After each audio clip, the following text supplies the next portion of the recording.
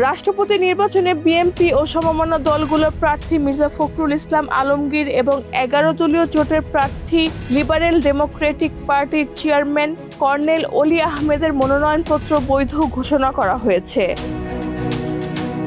16 August ঢাকার আগারগাঁওয়ে নির্বাচন ভবনে মনোনয়নপত্র যাচাই-বাছাই শেষে তাদের মনোনয়নপত্র বৈধ ঘোষণা করেন রাষ্ট্রপতি নির্বাচনে নির্বাচনী কর্তা ও প্রধান নির্বাচন কমিশনার এএমএম নাসির উদ্দিন।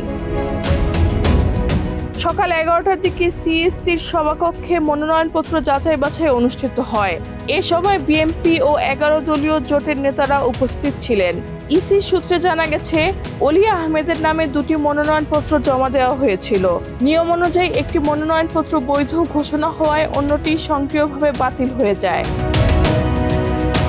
নির্বাচন কমিশনের ঘোষিত তফসিল অনুযায়ী রাষ্ট্রপতি নির্বাচনে মনোনয়নপত্র প্রত্যাহারের শেষ দিন 18 আগস্ট। এরপর 20 আগস্ট জাতীয় সংসদ ভবনের সংসদ কক্ষে ভোট গ্রহণ অনুষ্ঠিত হবে।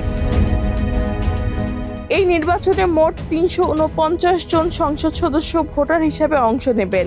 রাষ্ট্রপতি নির্বাচনে সংসদ সদস্যদের ভোটই দেশের পরবর্তী রাষ্ট্রপতি নির্বাচিত হবেন।